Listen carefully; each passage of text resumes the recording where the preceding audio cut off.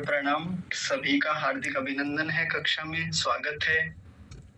परमपिता परमात्मा की बड़ी कृपा है, अनुकंपा है, जो हमको प्रभु द्वारा प्राप्त वेद विद्या के माध्यम से आगे की परंपरा में योग शास्त्र को पढ़ने का एक सौभाग्य मिल पा रहा है। तो सबसे पहले हम सभी लोग परमात्मा के प्रति अपने मन में खूब सारी कृतज्ञता बनाकर रखेंगे, जिन्होंने हमको बहुत प्रकार की अनुकूलताएं दी हैं, व्यवस्थाएं दी हैं, हमको सुख दिया है, साधन दिए हैं। तो ऐसे प्रभु का बार बार हम मन में धन्यवाद करेंगे। सभी लोग एक अनुकूल और व्यवस्थित आसन में बैठ जाएंगे।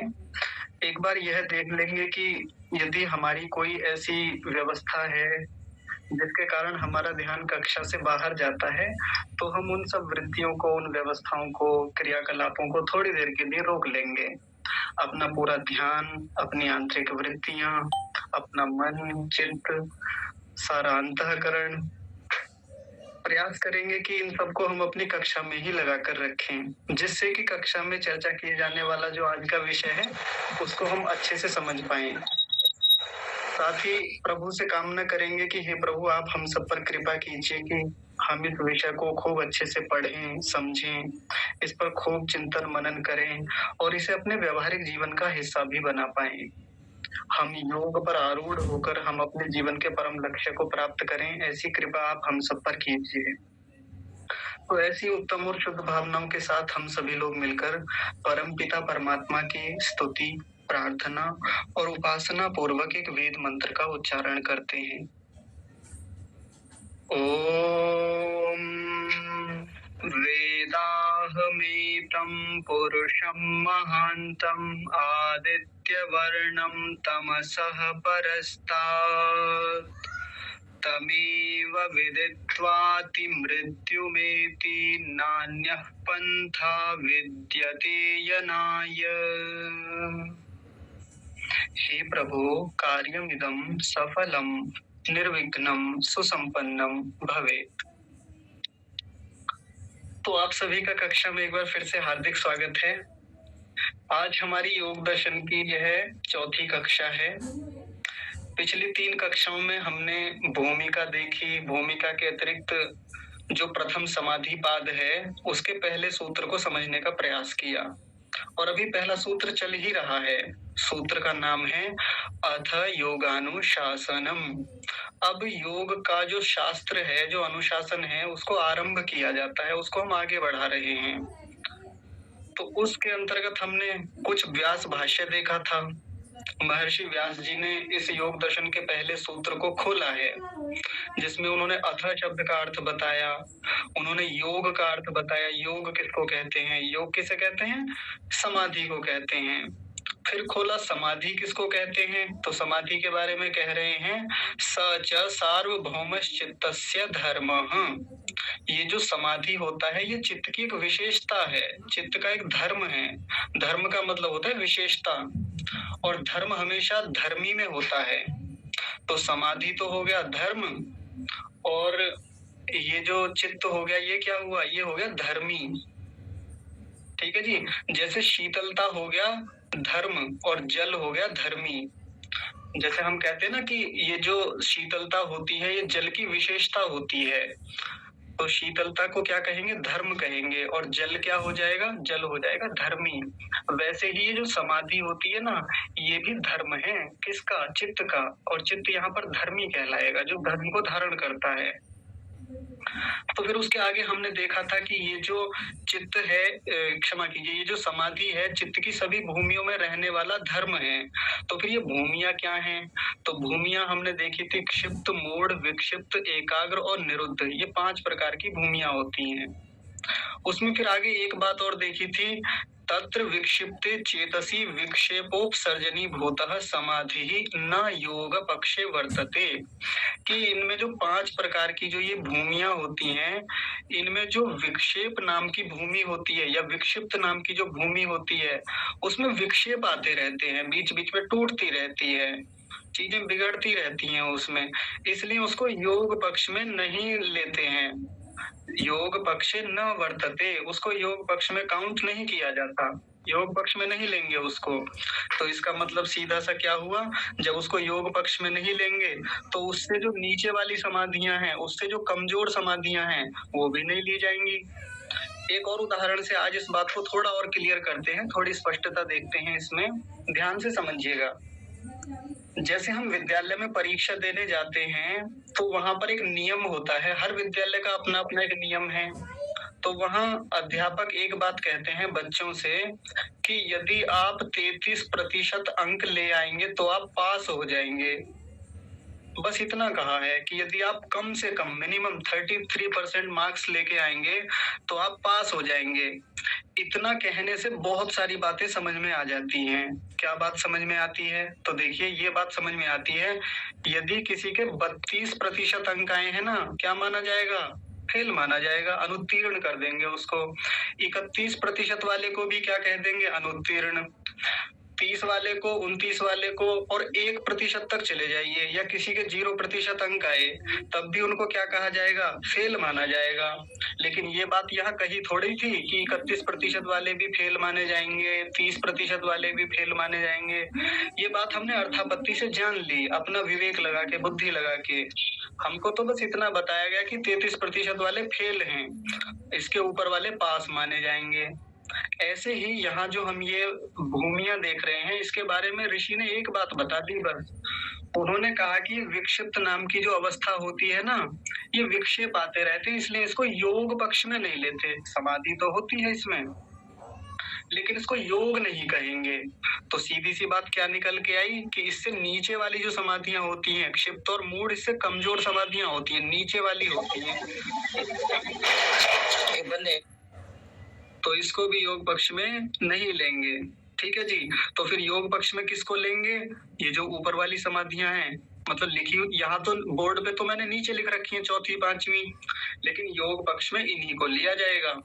जैसे 33% से ऊपर यदि किसी के नंबर आते हैं, चाहे फिर 34% आए, 35 आए, चाहे 60 आए, चाहे 70 आए, चाहे 100% नंबर आ जाए किसी के, वो सब क्या माने जाएंगे? पास माने जाएंगे। तो अब ऊपर वाली जो समाधियां हैं, ये सब क्या मानी जाएंगी? ये योग पक्ष में काउंट की जाएंगी, इनको योग कहा जाएगा। असली में योग तो ये है। ठीक है जी, ये बात हो गई थी हमारी कल तक। फिर आगे हमने कल एक और बड़ी अच्छी बात इसमें समझी थी, यस्तु एकाग्रे चेतसी सद्भूतम अर्थम प्रद्योतयति। अब यहाँ देखिए एकाग्र की बात कर रहे हैं, जो एकाग्र नाम की जो चित्त की अवस्था होती है। मैंने कल आपको बताया था कि एकाग्र अवस्था जो होती है उसको संप्रज्ञात समाधि भी बोलते हैं, या संप्रज्ञात योग भी कहते हैं। देखिए मैं लिख देता हूँ इसके सामने, संप्रज्ञात। आप लोग लिख जरूर लिया कीजिए, आप लिख लेंगे तो आपको चीजें स्पष्ट रहेंगी। संप्रज्ञात योग कहते हैं इसको। इस संप्रज्ञात योग में क्या होता है? तो एक बड़ी उत्तम बात बताई यहाँ पर, यस्तु एकाग्रे चेतसी सद्भूतम अर्थम प्रद्योतयति। हम अपने चित्त को जहां भी किसी भी वस्तु पे यदि एक बार टिका दें, बढ़िया से लगा दें एकाग्रता से, तो उस वस्तु का यथार्थ स्वरूप हमको प्रकाशित हो जाता है, अच्छे से दिख जाता है। फिर हमको वो उसका एक एक गुण, एक एक लक्षण हमको समझ में आ जाता है।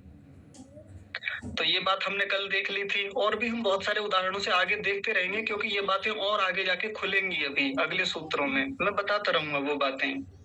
आज थोड़ा सा आगे बढ़ते हैं, इसी एकाग्र अवस्था को और समझते हैं। इस एकाग्र अवस्था में और क्या लाभ होते हैं, बड़े लाभ, या कहें कि संप्रज्ञात योग या संप्रज्ञात समाधि में और अगला लाभ क्या होता है? तो देखिए लिखा हुआ है, क्षिणोति च क्लेशान। च माने और, क्षिणोति माने क्षीण होते हैं, दूर होते हैं, समाप्त होते हैं। क्या समाप्त होते हैं? क्लेशान, यानी क्लेश समाप्त होते हैं।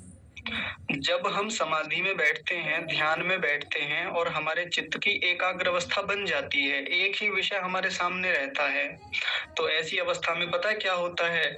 हमारे क्लेश जो है वो क्षीण होते हैं। अब ये क्लेश क्या होते हैं? तो देखिए क्लेशों को समझते हैं।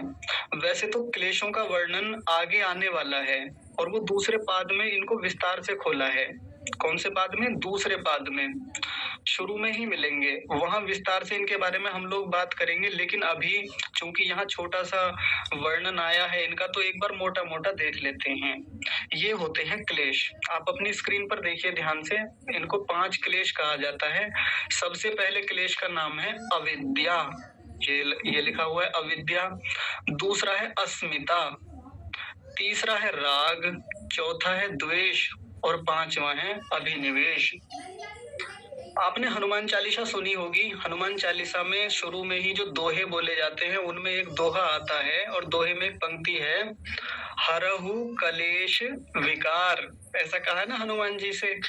हनुमान जी से जब हम वहां प्रार्थना कर रहे हैं, उनकी स्तुति कर रहे हैं, तो एक पंक्ति आती है, हरहु कलेश विकार, कि आप हमारे कलेशों को, कलेश शब्द तो वो गलत है, कलेश अपनी हिंदी भाषा का शुद्ध शब्द नहीं है, शुद्ध तो होता है क्लेश, ऐसा करके क्लेश, और वहां बोला कलेश, तो ये क्लेश होता है। हनुमान जी से कह रहे हैं कि आप हमारे क्लेशों को दूर कर दीजिए, हर लीजिए, समाप्त कर लीजिए। तो इतने लोग हनुमान चालीसा बोलते हैं हमारे यहाँ पे, लेकिन अगर कभी पूछ लें किसी से कि ये क्लेश क्या होते हैं जी, तो हमको क्लेशों का पता नहीं है। लेकिन क्लेशों को महर्षि व्यास ने बताया है, महर्षि पतंजलि जी ने इसमें योग दर्शन में आगे जाके विस्तार से खोला है। और वो क्लेश कौन कौन से होते हैं, तो वो क्लेश होते हैं ये 5 प्रकार के। फिर से देख लीजिए, अविद्या, ये तो हमने खूब सुना है, अविद्या नाम तो हमारे सामने आता रहता है।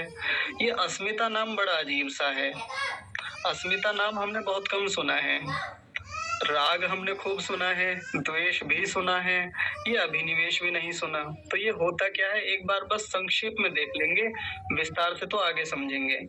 अविद्या का मतलब होता है उल्टा ज्ञान, किसी भी चीज के बारे में उल्टा जान लेना। जैसे सुख के स्थान पर हम दुख को देख लेते हैं, कई बार अपने जीवन में बहुत प्रकार के सुख हम लेते रहते हैं, लेकिन उसके पीछे दुख जो छिपा हुआ होता है उसको हम देख नहीं पाते। ये अविद्या है। बहुत स्थानों पर ऐसा होता है। जड़ में चेतन, चेतन में जड़ की भावना कर लेते हैं, जड़ वस्तुओं को चेतन मान बैठते हैं, ये भी अविद्या है।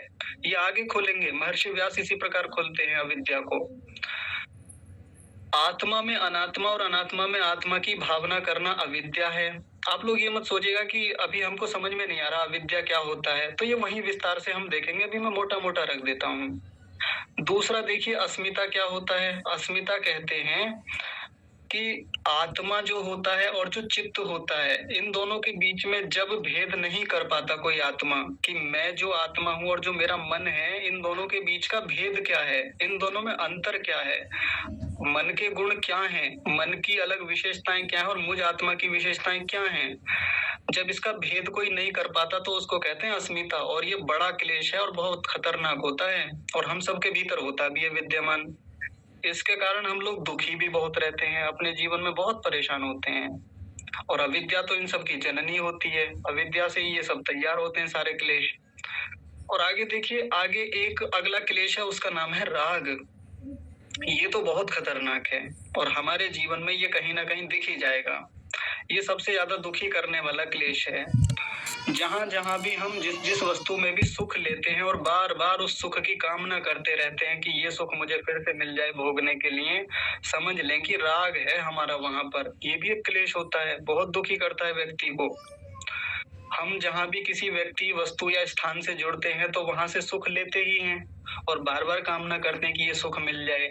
रसगुल्ला खाया, बड़ा सुख आया, अब फिर बार बार कामना कि मिल जाए तो मिल जाए, रसगुल्ला ही चाहिए, ये ही चाहिए जी।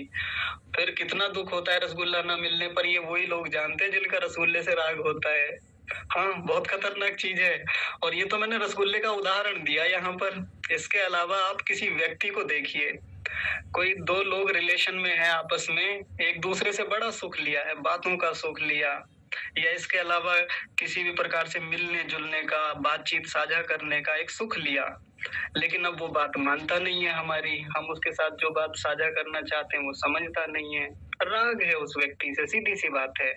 और ना मानने की स्थिति में कितना दुख होता है, ये वो लोग अच्छे से जानते हैं जो किसी रिलेशन में इस समय है। अच्छा, रिलेशन का मतलब आप गलत मत समझिएगा भाई, एक पिता पुत्र है, उसके बीच भी तो एक रिलेशन ही होता है ना, एक माँ बेटा है, उसके बीच भी तो एक रिलेशन है, तो वहां भी राग दिखने में आता है। आगे देखिए, चौथा क्लेश होता है द्वेष। इनको विस्तार से आगे खोलेंगे। मैं बार-बार एक बात कह रहा हूँ, आप ये मत समझिएगा कि इतना जल्दी-जल्दी क्यों बता रहे हैं, हमको समझ में नहीं आया। खोलेंगे आगे जाके बढ़िया से इनको।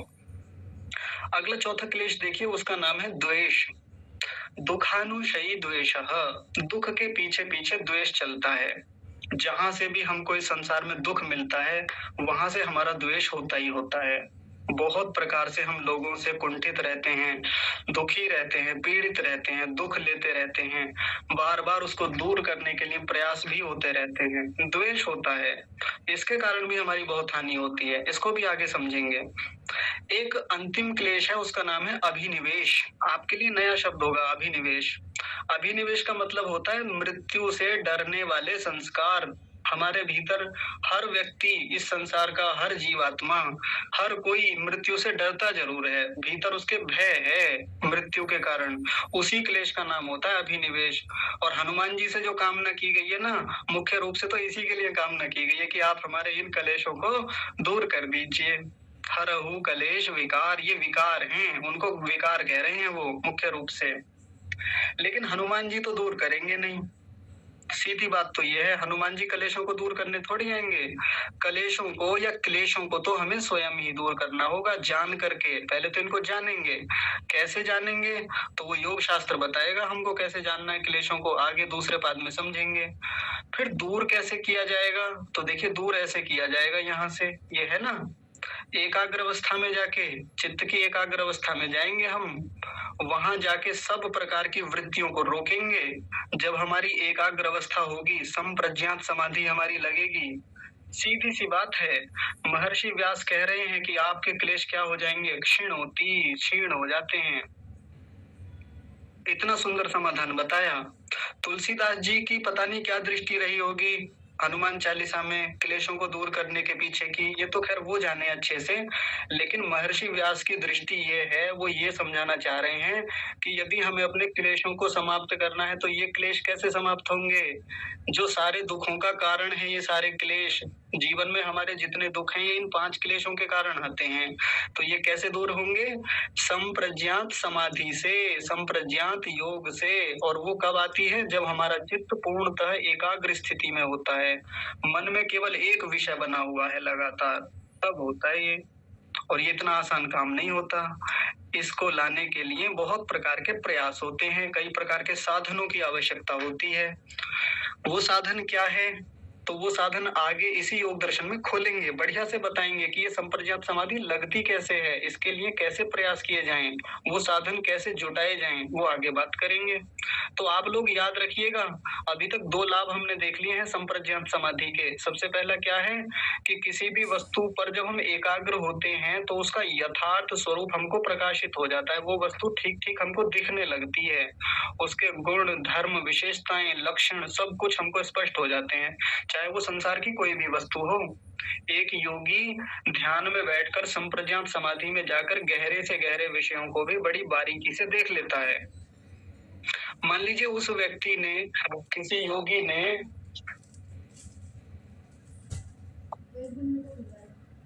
हाँ जी, मान लीजिए किसी योगी ने, हाँ जी, तनिक क्षमा कीजिएगा, एक व्यवधान था अभी। हाँ, एक योगी ने किसी एक विषय को पकड़ा। मैं कहता हूँ, मान लीजिए परमाणु विषय को उसने पकड़ा कि आज परमाणु पर ही मेरा अनुसंधान चलेगा। उसने पहले पढ़ रखा है परमाणु के बारे में, विज्ञान में साइंस पढ़ा, वहां से परमाणु के बारे में पढ़ा कि परमाणु के भीतर एक नाभिक होता है, नाभिक के भीतर इलेक्ट्रॉन, न्यूट्रॉन और प्रोटॉन रहते हैं, जहां इलेक्ट्रॉन उस नाभिक के चारों ओर गति करता है, जिसमें ऋणावेश होता है। ऐसे करके उसने वो पढ़ा पहले अच्छे से, फिर जाके समाधि में बैठा, एकाग्र अवस्था में जाके उसने उसी विषय को उठाया, परमाणु नाम के विषय को, फिर पूरा उसका अनुसंधान किया, उसकी गहराई में जाके देखा, और वहां जाके वो सही सही प्रत्यक्ष करता है इस बात का कि वास्तव में परमाणु के भीतर कैसी कैसी गतियां होती हैं, परमाणु के भीतर क्या क्या क्रियाएं हैं, परमाणु के भीतर जो ये 3 मूल कण हैं, इनका द्रव्यमान कितना है, इनके भीतर आवेश कैसे काम करता है, या किस प्रकार से संसार के कण एक दूसरे के साथ संयुक्त हैं, एक दूसरे के साथ बंध बनाते हैं, इत्यादि। इतनी सैकड़ों हजारों चीजें संसार में है, सबको जाके वो भीतर देखता है, आत्मा को जाके देखता है, आत्मा का सही सही स्वरूप पता करता है, इंद्रियों के सही सही स्वरूप को जाके देखता है, भौतिक पदार्थों के स्वरूप को देखता है, पंच तन्मात्राओं के स्वरूप को देखता है। कहाँ? इसी संप्रज्ञात समाधि में। तो आज हमने इस संप्रज्ञात समाधि के 2 लाभ देखे हैं। ये 2 बड़े लाभ हैं। अब एक तीसरा लाभ और देखिए, ये वाला जहां मैंने अंडरलाइन की हुई है। देखिए मैं थोड़ा बड़ा कर देता हूं तो आपको स्पष्ट हो जाएगा लैंडस्केप मोड में। ये देखिए अभी साफ है। ये दिख रहा है ना जहां मैंने अंडरलाइन किया हुआ है, कर्म बंधनानि शिथिलयति। एक तीसरा बड़ा लाभ होता है इस एकाग्र अवस्था में जाने से कि हमारे कर्म बंधन जो है वो शिथिल होने लगते हैं। कर्म बंधन शिथिल होने का मतलब क्या है? जब हम कोई कर्म इस संसार में करते हैं तो उन कर्मों से कर्माशय बनता है। जैसे मैंने अच्छे कर्म किए तो उनसे पुण्य कर्माशय बनता है। पुण्य कर्माशय क्या होता है जी? मतलब हमारे चित्त के भीतर ही जो इकट्ठा हो रहा है, अच्छे अच्छे कर्म जाके इकट्ठे होते हैं, उनको पुण्य कर्माशय बोलते हैं। जितने मैं बुरे कर्म करता हूँ, पाप कर्म करता हूँ, तो उनका पाप कर्माशय बनता है। 2 प्रकार के कर्माशय बनते हैं। तो ये जो कर्माशय बनते हैं, ये बनते किसके कारण हैं? ये क्लेशों से ही बनते हैं। जब हम क्लेशों से युक्त होके, अविद्या से युक्त होके कोई कर्म करते हैं तो पाप कर्माशय बनता है। राग से युक्त होके, अस्मिता से युक्त होके, द्वेष से, अभिनिवेश से युक्त होके जितने कर्म करते हैं, इन सबसे पाप कर्माशय बनते हैं। और यदि इन क्लेशों को हटा दें तो उनसे जो बनने वाले कर्म होते हैं वो पुण्य कर्माशय होते हैं। जितने भी हम संसार में अच्छे काम करते हैं, उपकार के, परोपकार के, यज्ञ करते हैं, उपासना करते हैं, लोगों का भला करते हैं, गुरुकुलों में दान देते हैं, गौशालाओं में दान देते हैं, किसी निर्धन व्यक्ति की सहायता करते हैं, तो क्या होता है? इससे पुण्य कर्माशय बनते हैं। 2 प्रकार के कर्माशय हो गए। तो ये जो कर्म बंधन है, अच्छे कर्म भी हमको बंधन में ले जाते हैं और बुरे कर्म भी हमको बंधन में ले जाते हैं। आपको ये बात अटपटी लग रही होगी कि बुरे कर्म बंधन में ले जाते हैं जी, ये बात तो समझ में आती है।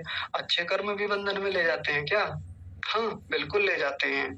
अच्छे कर्मों के कारण भी बंधन होता है हमारा। आगे कुछ सूत्रों बाद ये बात पता चलेगी बड़ी स्पष्टता से, जब इन क्लेशों को और खोला जाएगा आगे जाके। तो हमारे बंधन होने में अच्छे कर्म भी सहायक होते हैं और बुरे कर्म भी सहायक होते हैं। इनका जो बंधनों का जो होना है वो शिथिल हो जाता है। बंधन ढीले पड़ जाते हैं हमारे। शिथिल होने का मतलब क्या है? ढीला हो जाना। वहां जाके, अच्छा किसी ने पता नहीं यूट्यूब का कुछ ऐसा शेयर किया हुआ है, कुछ एक्टिविटी, आप इस पे ज्वाइन मत कीजिएगा। देखिए कई लोग ज्वाइन कर रहे हैं, पता नहीं ये है क्या, कहाँ से हो गया ये। मेरी तरफ से तो कुछ नहीं हुआ। उधर कोई मत जाइए, उस पर उसको हटा दीजिएगा जिसके भी फोन में ये आ रहा। ये भी नहीं समझ आया, मैंने भी ऐसे टच कर लिया, एक्सेप्ट नहीं आया, रवि को टच करने वाले थे। हाँ कुछ मत करिए। मैंने देखा स्क्रीन पे था तो मैंने टच कर लिए। ये कर रहा है भैया, आप से निवेदन है कि इस फोन को कोई भी छेड़े ना जी। हाँ। इग्नोर वाले पे टच करेंगे ना तो चला जाएगा, इग्नोर कर दीजिए। हाँ, या बैक कर दो, बैक करके ऊपर फेस पे बैठ गया जी, तो ऊपर ही आ गया स्क्रीन पे। कोई बात नहीं, मैं बताता हूँ, सुनिए ध्यान से। इसमें एक इग्नोर का भी विकल्प आया होगा, उसको कर दीजिए बस और छोड़ दीजिए, जाने दीजिए। कक्षा में कई लोग ऐसे होते हैं जो वरिष्ठ हैं, जिनको फोन उतना चलाना नहीं आता, तो कई बार उनसे गलती हो जाती है, ऐसा भी हो सकता है। तो कोई गुस्सा न करे इस बात को लेके कि जी ऐसा करते रहते हैं, हो जाता है, सबसे होता है। हाँ, तो हम बात कहाँ कर रहे थे कि जो कर्मों का ये बंधन है, जिसके कारण हम बार बार जन्म लेते हैं, बार बार इस संसार में आते हैं, फिर से दुखों को भोगते हैं। उन कर्मों का जो वो बंधन है ना, जिसने हमको जकड़ रखा है, बांध रखा है, बार बार इस संसार में आवागमन हमारा चलता रहता है, वो बंधन शिथिल हो जाता है, ढीला पड़ जाता है। हम फिर यहाँ आने के लिए, संसार में फिर जन्म लेने के लिए वो कारण ही समाप्त होने लगते हैं हमारे, वो बंधन ढीला पड़ जाता है। जैसे एक व्यक्ति है, उसको किसी ने उसको रस्सियों से बांध रखा है, कस करके। अब ना वो कहीं जा सकता है, ना आ सकता है अपनी मर्जी से। उसको जिधर को धकेल दिया उधर को धकेल गया, जिधर को टांग दिया उस व्यक्ति को, बंधे बंधे व्यक्ति को उधर टंग गया।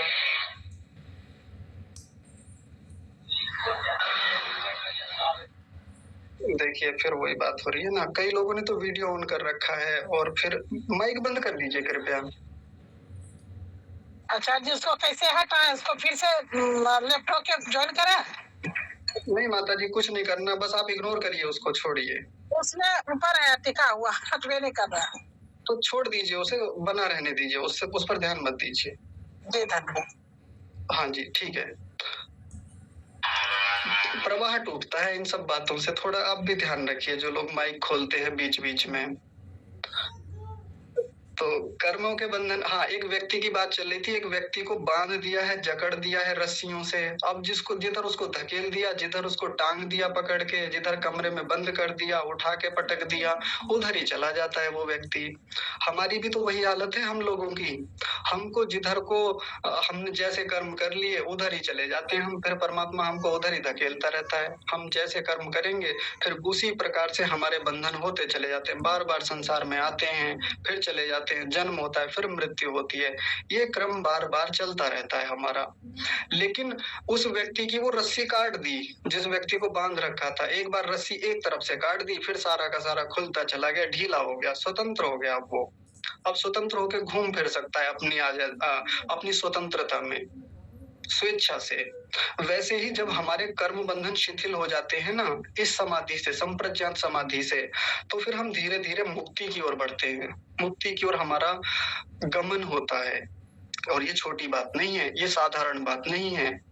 अब कोई ये सोचे कि जी एकाग्रता तो बड़ी आसान सी चीज है, इसमें कौन सी बड़ी बात है, तो कुछ दिन में पता चलेगा कि कितनी आसान चीज है, कैसे एकाग्रता संपादित की जाती है।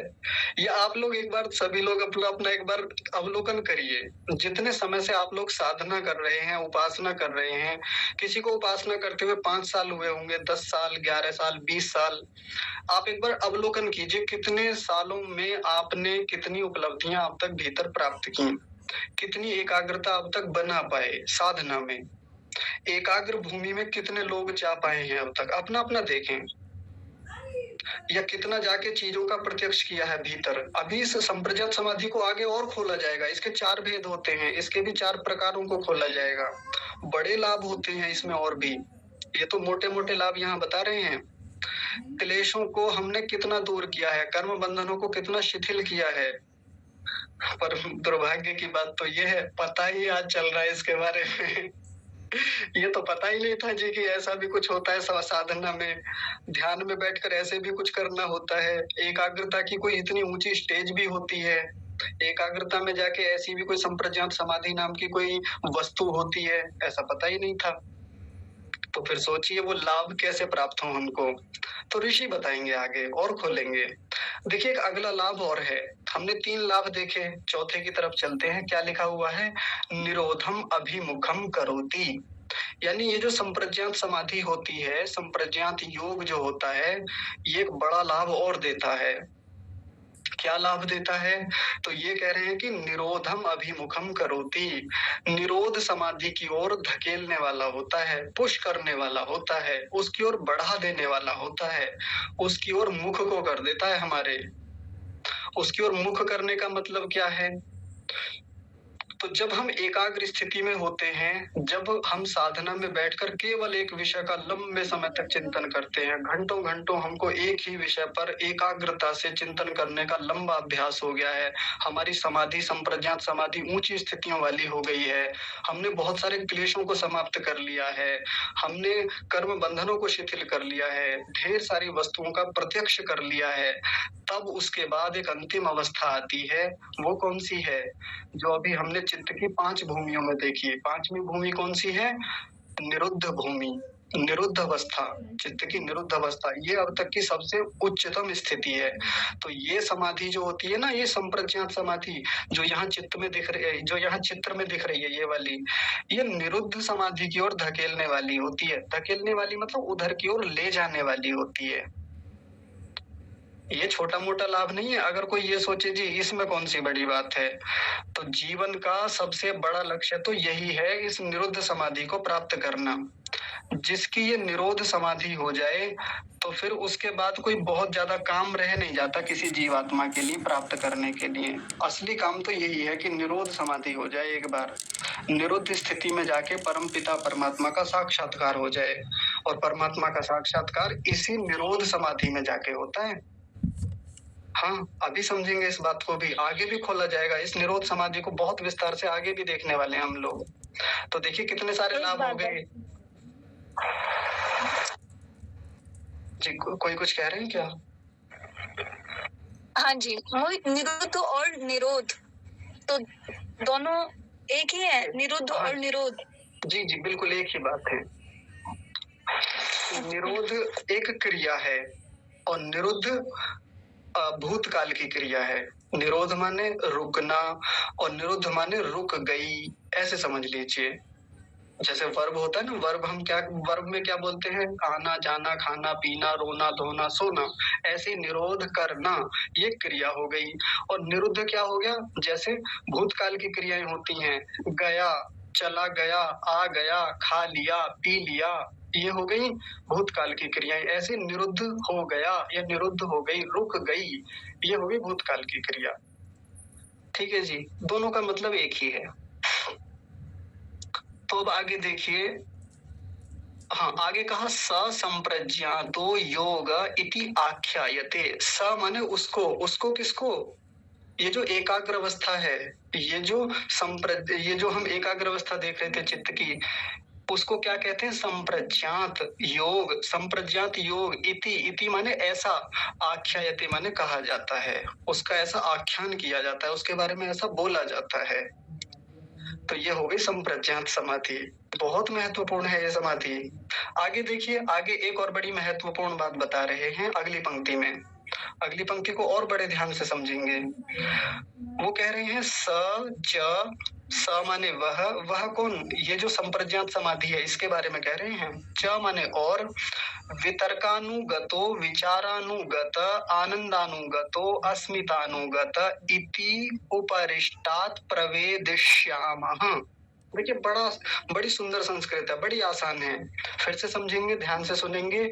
स च वितर्कानुगतो विचारानुगत आनंदानुगतो अस्मितानुगत इति उपरिष्टात् प्रवेदिष्यामः। इसका मतलब क्या कह रहे हैं कि ये जो संप्रज्ञात समाधि होती है ना, ये 4 प्रकार की होती है। 4 प्रकार की। कौन कौन से 4 प्रकार हैं? तो सबसे पहले होती है वितर्कानुगत संप्रज्ञात समाधि। अब सबके पीछे पीछे हम संप्रज्ञात समाधि बोलेंगे। तो पहला प्रकार क्या हो गया? वितर्कानुगत संप्रज्ञात समाधि। दूसरा प्रकार क्या हो गया? विचारानुगत संप्रज्ञात समाधि। तीसरा प्रकार क्या हो गया? आनंदानुगत संप्रज्ञात समाधि। चौथा प्रकार क्या हो गया? अस्मितानुगत संप्रज्ञात समाधि। मैं एक बार चित्र से दिखा देता हूँ। ये चित्र बना रखा है, ये देखिए, ये रहा। ये देख रहे हैं ना संप्रज्ञात समाधि के भेद, इसके लाभ भी हैं। वो लाभ हम आगे समझेंगे, शायद 21-22 सूत्र के बाद आएगा वो। तो वितर्कानुगत संप्रज्ञात समाधि, विचारानुगत, आनंदानुगत और अस्मितानुगत संप्रज्ञात समाधि, ये 4 प्रकार होते हैं। लेकिन एक बड़ी महत्वपूर्ण बात यहाँ पर बता रहे हैं वो। देखिए इस वाली बात में क्या कहा? इति उपरिष्टात् प्रवेदिष्यामः। इति माने ऐसा, बस ये 4 हैं। इति का मतलब होता है ऐसा, बस ये 4 हैं, 5 नहीं होती, 6 नहीं होती। जहां भी इति शब्द लग जाता है ना, उसका मतलब होता है ऐसा, बस इतनी है। और आगे क्या कह रहे हैं? उपरिष्टात् वेदिष्यामः। उपरिष्टात् वेदिष्यामः, इसका मतलब क्या होता है? आगे स्पष्ट करेंगे इस बात को, विस्तार से कहेंगे, स्पष्ट रूप से। देखिए इस बात को महर्षि व्यास कह रहे हैं। पतंजलि ऋषि ने 21-22 सूत्रों के बाद इस संप्रज्ञात समाधि के 4 भेदों को बताया है जाकर। वहां पूरा एक सूत्र है। देखिए सूत्र ध्यान से सुनेंगे, सूत्र भी ऐसा ही है। सूत्र कैसे है? वितर्क विचारानंदास्मिता रूपानुगमात संप्रज्ञातः, ऐसे करके सूत्र आता है। यानी संप्रज्ञात के 4 भेदों को वहां जाके खोला है बहुत आगे, लेकिन उसके बारे में महर्षि व्यास जी ने हम लोगों को यहाँ संकेत दे दिया कि इसको आगे खोला जाएगा, स्पष्ट रूप से बताएंगे। प्रवेदिष्यामः, प्रकर्ष रूप से, अच्छी प्रकार से खोलेंगे वहां। और उपरिष्टात्, ऊपर, स्पष्ट रूप से, ऊपर का मतलब आगे, आगे जाके खोलेंगे इस बात को। तो ये हो गए संप्रज्ञात समाधि और संप्रज्ञात समाधि के 4 भेद। अब आगे चलते हैं। देखिए आगे एक और महत्वपूर्ण बात यहाँ बता रखी है। वो क्या है? सर्ववृत्ति निरोधे त्व संप्रज्ञातः समाधि, ऐसे करके। अब सबसे अंतिम समाधि के बारे में बताया, जो इस निरुद्ध अवस्था में होती है। ये जो सबसे नीचे वाली स्थिति है चित्त की, इसके बारे में क्या बताया? सर्ववृत्ति निरोधे, जिसमें सब प्रकार की वृत्तियों को रोक दिया जाता है। संप्रज्ञातः समाधि, ऐसी समाधि को क्या कहते हैं? असंप्रज्ञात समाधि। फिर से देखिए, यहाँ जो एकाग्र स्थिति में होती है उसको तो बोला जाता है संप्रज्ञात योग या संप्रज्ञात समाधि, और जो निरुद्ध अवस्था में होती है उसको क्या बोला जाता है? असंप्रज्ञात समाधि या असंप्रज्ञात योग। आप ऐसा लिख लीजिए, आसान रहेगा आपके लिए। तो ये जो अंतिम अवस्था है चित्त की, या ये जो सबसे ऊंची अवस्था है, इसमें क्या हो जाता है? सर्ववृत्ति निरोधे, सभी प्रकार की वृत्तियों का निरोध हो जाता है, सभी प्रकार की वृत्तियां रुक जाती हैं। उसको हम असंप्रज्ञात समाधि कहते हैं। ठीक है जी। अब इसमें मैंने पहले भी बताया था, ये कोई आसान बात नहीं होती, ये कोई साधारण बात नहीं है। सबसे पहले तो एकाग्र अवस्था को लाने में हमको जन्मों लग जाते हैं। देखिए, अब मेरी बात को ध्यान से समझेंगे। जन्मों लग जाते हैं, लेकिन जिन लोगों का स्वाध्याय अच्छा होता है, जिन लोगों की साधना में गति अच्छी होती है, संवेग अच्छा होता है, वैराग्य अच्छा होता है, वो जल्दी ही एकाग्र अवस्था को प्राप्त कर लेते हैं। जिनकी जितनी अच्छी एकाग्र अवस्था होती है, उन लोगों की उतनी ही जल्दी निरोध समाधि लग जाती है, या कहें असंप्रज्ञात समाधि हो जाती है। तो आज यहाँ पर पहला जो सूत्र है हमारा, उसका पूरा व्यास भाष्य यहाँ पर संपूर्ण होता है। मेरी ओर से तो पूरा होता है, मैंने पूरा विस्तार से आपके सामने रखने का प्रयास किया, लेकिन फिर भी इतने व्यास भाष्य में या अब तक कही हुई बातों में यदि किसी को कोई बात समझ में ना आई हो तो आज आप पूछ सकते हैं, और कल का दिन हम शंका समाधान के लिए रखेंगे। कल आप शंका कर सकते हैं, प्रश्न रख सकते हैं, और फिर उन पर बातचीत की जाएगी विस्तार से। हाँ जी, मोहनलाल आर्य जी, आप बताइए, आप कुछ कह रहे हैं।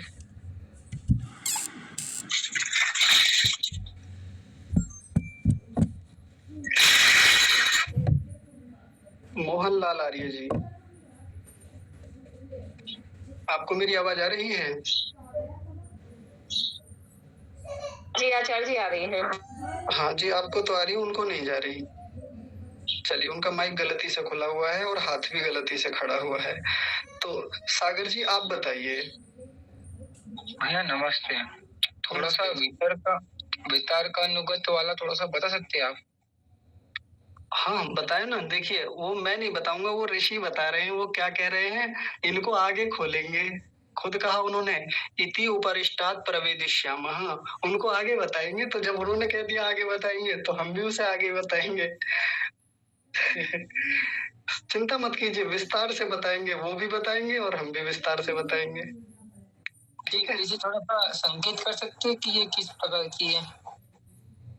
नहीं, अब मैं संकेत करूंगा ना, तो संकेत में कई घंटे लग जाएंगे, क्योंकि बहुत शानदार समाधि है, बहुत ऊंचे स्तर की समाधियां हैं। अब संकेत से बात बनेगी भी नहीं। यदि चलिए संकेत, क्योंकि आप मानेंगे नहीं, मुझे पता है। लीजिए संकेत, देख लीजिए, ये रहा संकेत। थोड़ा इसको पोर्ट्रेट मोड में ले आते हैं, आपको स्पष्ट हो जाएगा। देख लीजिए, वितर्कानुगत संप्रज्ञात समाधि, विचारानुगत संप्रज्ञात समाधि, आनंदानुगत और अस्मितानुगत संप्रज्ञात समाधि। इसमें देखिए, जीवात्मा किन किन चीजों का साक्षात्कार करता है। तो ये जो वितर्कानुगत संप्रज्ञात समाधि होती है, इसमें पृथ्वी आदि स्थूल भूतों का साक्षात्कार। पृथ्वी आदि क्या है? पृथ्वी, अग्नि, जल, वायु, आकाश, ये 5 प्रकार के महाभूत होते हैं। इनका साक्षात्कार करता है, विस्तार से जानता है इनको कि इनका वास्तविक स्वरूप कैसा होता है, ये बनते किस पदार्थ से हैं, इनसे क्या बनता है, पूरा विस्तार से समझता है, उनको जानता है वहां जाके समाधि में। इसके बाद ये विचारानुगत संप्रज्ञात समाधि में सूक्ष्म भूत अर्थात तन मात्राओं का साक्षात्कार होता है। ये तन मात्राएं क्या होती हैं? रूप, रस, स्पर्श, गंध इत्यादि। ये 5 विषय होते हैं ना हमारी इंद्रियों के, तो उनका साक्षात्कार होता है बढ़िया से। अभी तो हमको पता ही नहीं है इनके बारे में, देखेंगे वहां विस्तार से। फिर आनंदानुगत संप्रज्ञात समाधि में चक्षु आदि इंद्रियों का साक्षात्कार होता है, जो हमारी इंद्रियां होती हैं। और ये इंद्रियां नहीं जो बाहर से दिखती हैं, आंख, नाक, कान, जीभ, त्वचा, ये वाली नहीं। सूक्ष्म इंद्रियां भीतर होती हैं, सूक्ष्म रूप में, बहुत सूक्ष्म रूप में काम करती हैं भीतर से, जो मन के साथ जुड़ी हुई होती हैं। उनको भी समझेंगे हम वहां जाके, इनका साक्षात्कार होता है। और अस्मितानुगत संप्रज्ञात समाधि सबसे अंतिम समाधि होती है, ऊंची स्टेज है इस संप्रज्ञात समाधि की। उसमें जाके जीवात्मा खुद का साक्षात्कार करता है। बहुत आसानी से वहां समझ लेंगे इन सब चीजों को। पर जब वो ऋषि ने कह दिया तो विस्तार से वही बात करेंगे, तो फिर विस्तार से वही बात करेंगे हम भी। चलिए और लोगों से बात कर लेते हैं। जी श्रीमान राजवीर जी, आप बताइए।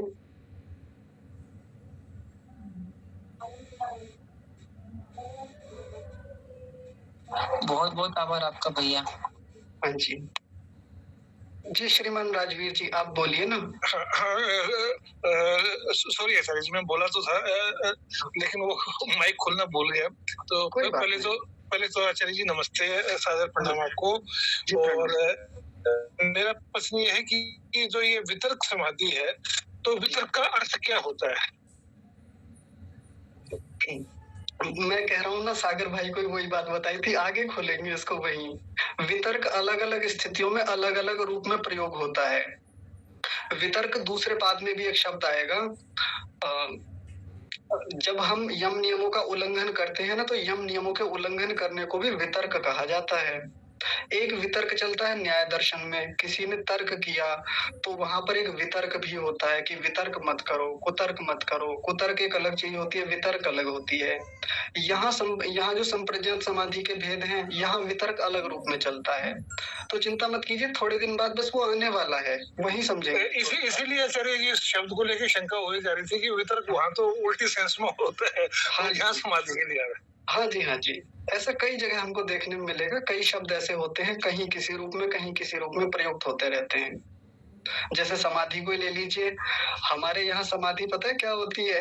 जैसे हमारे गांव का मंदिर है, जब हम वहां जाते हैं तो जैसे ही मंदिर में प्रवेश किया तो एक छोटा सा स्थान बना हुआ है, ईंटों से सीमेंट से बढ़िया करके बना रखा है, बहुत सुंदर। अब तो टाइल भी लग गई, पहले तो खुला ही था। और जब हम किसी से पूछें जी ये क्या है, तो ये कहते हैं जी एक बाबा यहाँ आए थे, वो बाबा मर गए, मरने के बाद में उनका अंतिम संस्कार कर दिया और उनकी जो अस्थियां थी, राख थी, उनको यहाँ दबा दिया और चबूतरा बना दिया। ये उन मूर्खानंद बाबा की समाधि है। उनका नाम मूर्खानंद था, मैं नहीं कह रहा मूर्खानंद, उनका नाम ही मूर्खानंद था। तो उनकी समाधि है ये। तो एक तो समाधि बनाई जाती है और एक समाधि होती है। तो समाधि तो चित्त का धर्म है, ईंट गारे से बनी हुई स्थान का नाम समाधि थोड़ी होता है। ऐसे वितर्क कहीं कुछ और चलता है। वितर्क आगे जब नियमों में भी देखेंगे वितर्क क्या होता है, और वितर्क समाधि भी होती है। आचार्य जी एक प्रश्न और करना चाह रहा हूँ समाधि के संबंध में। एक अपने पायलट बाबा हुए हैं, वो जल में समाधि लेते थे अपने शरीर को छोड़ के 10 दिन 12 दिन, या भूमि के नीचे जो 40-40 दिन अपने शरीर को जो है करते थे। तो ये कौन सी समाधि हुई फिर? वो भी झूठी समाधि है। वो भी लोगों ने समाधि को बहुत बदनाम किया कि जी जल समाधि ले रखी है, अग्नि समाधि ले रखी है। या अपनी जैन फिलोसफी में वहां भी एक अलग प्रकार की समाधि होती है। तो उस प्रकार की समाधियों का वर्णन कम से कम सत्य शास्त्रों में या हमारे इन आर्ष ग्रंथों में वैसी समाधियों का कोई जिक्र नहीं है, कोई वर्णन नहीं है।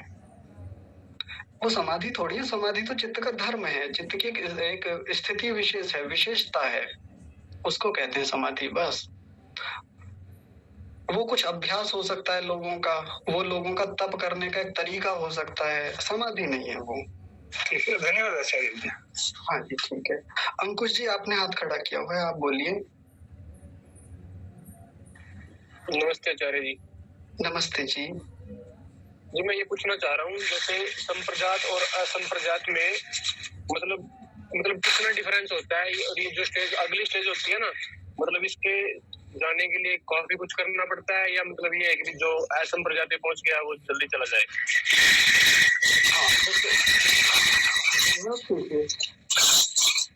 मैं आपको म्यूट कर रहा हूँ क्योंकि आपकी ओर से शोर बहुत आ रहा है। जी आर्ष ग्रंथ क्या है अभी बताते हैं। तो संप्रज्ञात और असंप्रज्ञात के बीच का भेद इतना है, आगे खोलेंगे इसको भी। देखिए मैं बार बार जिस बात को ये कहता हूँ ना, आगे खोलेंगे तो जब जब ये प्रकरण आएंगे ना, तो अब जो वर्तमान में मैं जो बात कह रहा हूँ इनको मैं फिर से उठाऊंगा आगे जाके कि देखो ये मैंने पहले कहा था और ये वर्णन अब आ गया है। तो संप्रज्ञात और असंप्रज्ञात के बीच का भेद इतना है कि जब संप्रज्ञात समाधि होती है उस समय चित्त आत्मा के साथ जुड़ा हुआ होता है, चित्त के ही सारे व्यवहार होते हैं, चित्त को ही आधार बना के जीवात्मा सब कुछ जान रहा होता है, सारे संसार की वस्तुओं के बारे में, जो यहाँ भी दिखाए थे चित्र में। लेकिन असंप्रज्ञात समाधि में चित्त की कोई भूमिका नहीं होती, चित्त आत्मा से हटा हुआ होता है। सीधा परमात्मा से आत्मा को ज्ञान होता है। परमात्मा जिस भी वस्तु का साक्षात्कार जीवात्मा को कराते हैं उसमें चित्त मीडिएटर के रूप में बिल्कुल नहीं होता। ये इन दोनों के बीच का एक बड़ा बारीक सा भेद है और बड़ा गहरा भेद है। इसको भी समझेंगे आगे चल चल के, जब ये संप्रज्ञात और असंप्रज्ञात फिर से आएंगे, आगे खोलेंगे इनको विस्तार से। ठीक है जी? हाँ जी, समझ आया जी, बहुत बढ़िया, धन्यवाद। हाँ जी, ठीक है। श्रीमान रामपाल महोदय जी, आप बताइए। आचार्य जी, एक तो मैं थोड़ा सा लेट जुड़ा, ये तो मेरी गलती रही। यहाँ कोर्ट में काम में था ना। एक संप्रदाय समाधि के 2 लाभ बताए आपने। आवाज कट गई थी। हाँ जी, अब बताइए, आ रही है। हाँ जी, ये दो लाभ बताए जी। एक तो गहरे विषय को देखना, ट्रांसपेरेंसी आ जाना, आत्मा का स्वरूप देखना, स्वरूप दिखाई देता है। और दूसरा जी, आवाज कट गई क्या जी? नहीं, आवाज स्पष्ट है। आवाज फिर कट गई आपकी। कैसे कटी? हाँ, अभी आ रही है, अभी बोलिए। हाँ जी, अब आ रही है क्या जी? हाँ जी, हाँ जी, अभी आ रही है, बोलिए। हाँ, मैं वो अच्छा, एक तो ट्रांसपेरेंसी आ जाती है गहरे विषय को देखने की, जैसे आपने एटम का बताया था। दूसरा क्या है जी? दूसरा होता है क्लेश समाप्त होते हैं, क्लेश क्षीण होते हैं, कलेश समाप्त हो जाते हैं। हाँ जी। 2 और होते हैं, 2 और बताए थे, 4 बताए थे। अगला होता है कर्म बंधन शिथिल होते हैं। और एक चौथा और सबसे बड़ा लाभ ये होता है कि ये समाधि जो होती है ना, संप्रज्ञात समाधि, ये निरुद्ध समाधि की ओर पहुंचाने वाली होती है, उसकी ओर। जी, ये तो हो गया, पर दूसरा कलेश समाप्त हो जाते हैं, ये पूछना था। अच्छा, थोड़ा सा उसके बारे में बता दो जो मुझे ज्ञात हुआ अब तक।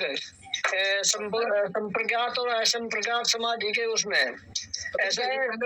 संप्रज्ञात समाधि में आवाज आ रही है मेरी? पहले आपको बताइए, आपको मेरी आवाज आ रही है? हाँ जी, आ रही।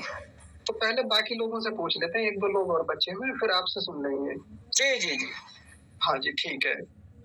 अच्छा, ये पता नहीं स्वामी रामदेव जी का चित्र जिनके उस पे लगा हुआ है UTHAN, मुझको नाम समझ में नहीं आ रहा है, आप बताएंगे?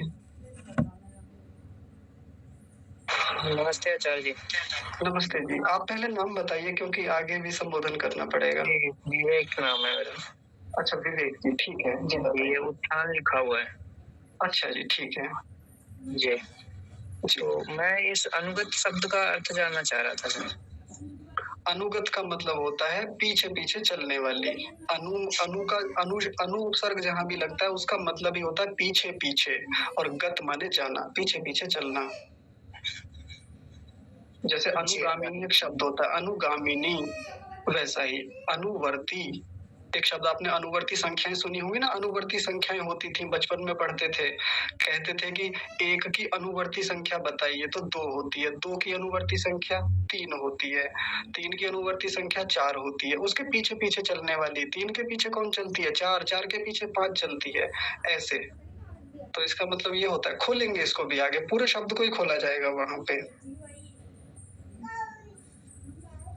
जी आचार्य जी, धन्यवाद। हाँ जी, ठीक है। नरेश जाधव जी, आप बताइए। नमस्कार आचार्य जी। नमस्ते जी। आचार्य जी, मैंने भाष्य में नीचे हिंदी पढ़ा तो उसमें जो चित्त है, मूड है, चित्त है, उसमें सत्व गुण रजोगुण एक एक का उभार होता है। तो निरुद्ध अवस्था है, उसमें सत्व रज की समान अवस्था होती है या उसका कोई रोल ही नहीं होता? रोल ही नहीं होता। मूल चित्त का स्वभाव तो सत्वगुण प्रधान होता है। दूसरे सूत्र में कल को ही समझेंगे इस बात को, कल या परसों से समझना शुरू कर देंगे हम, लेकिन रोल ही नहीं होता इसका, सीधे सीधे कोई रोल नहीं है। धन्यवाद। हाँ, और बड़ा सुंदर व्याख्यान अब आने वाला है दूसरे सूत्र में, बहुत आनंद आएगा। अच्छा, मैं बस जल्दी से एक बात सबको बता देता हूँ क्योंकि कई लोग चले गए हैं कक्षा से। कल की कक्षा हम मुख्य रूप से प्रश्नोत्तर के लिए ही रखेंगे, शंका समाधान के लिए, लेकिन यदि शंका समाधान ज्यादा नहीं होते हैं तो फिर अगला सूत्र हम आरंभ कल कर लेंगे। अच्छा, किसी को कुछ और अपनी बात कहनी है तो बताइए, नहीं तो फिर कक्षा को फिर विराम देते हैं। नमस्ते आचार्य जी, एक प्रश्न मेरा और है कि योग दर्शन का जो मेन हीरो जो है वो मन है, चित्त है। हाँ। सब कुछ चित्त पे चल रहा है। तो मन में बार बार एक प्रश्न आता है कि आत्मा का संबंध चित्त से या मन से क्यों होता है? आत्मा का संबंध तो बुद्धि से होना चाहिए, क्योंकि पहले मैटर तो पैदा हुआ, मैटर से जो है वो अहंकार हुआ, अहंकार के आगे मन आता है।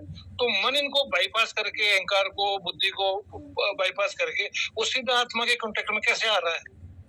हाँ, देखिए, बुद्धि भी एक बहुत महत्वपूर्ण तत्व है आत्मा के लिए, बहुत सहायक तत्व है, बहुत सहायक साधन है, अंतःकरण है। लेकिन मन को इतना कमजोर हम इसलिए आंक रहे हैं क्योंकि अभी मन को समझते नहीं है। अभी आने वाले 3-4-5 दिनों में हम समझेंगे कि मन कितनी शानदार चीज है। बल्कि मन तो परमात्मा के द्वारा दिया हुआ सबसे उत्तम उपकरण है हमारे लिए, इससे उत्तम चीज कोई है ही नहीं। ये आगे आने वाले 5-7 दिनों में स्पष्ट हो जाएगी ये वाली बात। और ऐसा नहीं है कि बुद्धि जुड़ी हुई नहीं है आत्मा के साथ, बिल्कुल जुड़ी हुई है। उसके भी उपयोगों की बात आगे चलेगी, आगे होगी, कैसे जुड़ती है आत्मा के साथ, कैसे काम करती है।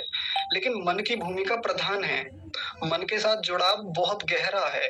और कैसा जुड़ाव है? तो ऐसा जुड़ाव है जैसे कोई ब्रॉडकास्ट हमारे सामने हो रही है, टीवी स्क्रीन हमारे सामने है जो हमें कहीं का लाइव आंखों देखा प्रसारण दिखा रही है, और हम यहाँ बैठे हुए देख रहे हैं, सामने टीवी की स्क्रीन है। हम कैमरे लेके नहीं घूम रहे किसी स्टेडियम में या कहीं रिपोर्टिंग करते हुए, हम तो बस स्क्रीन को देख रहे हैं। यहीं बैठे बैठे सब कुछ दिख रहा है हमको।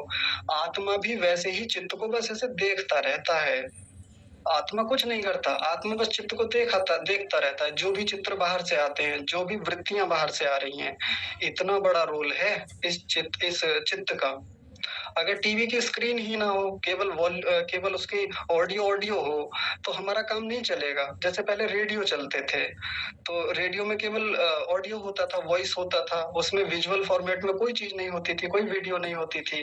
लेकिन धीरे धीरे विजुअलाइजेशन फॉर्मेट में चीजें हमको दिखने लगी। तो दिखना ये स्क्रीन से संभव हो पाया। हमारे सामने जो फोन की भी स्क्रीन है, टीवी की स्क्रीन है, ये टीवी की स्क्रीन चित्त की ही तरह है, मन की ही तरह है बिल्कुल, जो हमको दिखाती रहती है, सब कुछ आत्मा को दिखाती रहती है।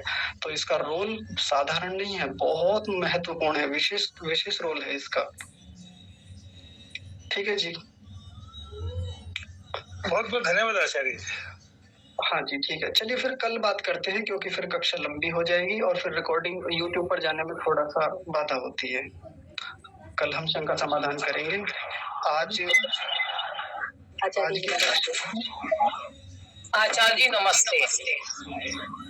ठीक है, बात मन एकाग्र क्यों नहीं होता? कल बताइए। नमस्ते जी आचार्य जी, नमस्ते जी, धन्यवाद आचार्य, धन्यवाद। ओम, सभी को सादर नमस्ते जी। ठीक है जी आचार्य जी, नमस्ते। कल शंका समाधान। हाँ जी, ठीक है। हेलो आचार्य जी। आचार्य जी नमस्ते। नमस्ते जी। आचार्य जी, मेरी एक बात समझ में नहीं आ रही है, मन एक जगह टिकता नहीं है, हाँ, चित्त इधर उधर हो जाता है। हाँ जी, ये योग दर्शन बहुत कोशिश करती हूँ मैं,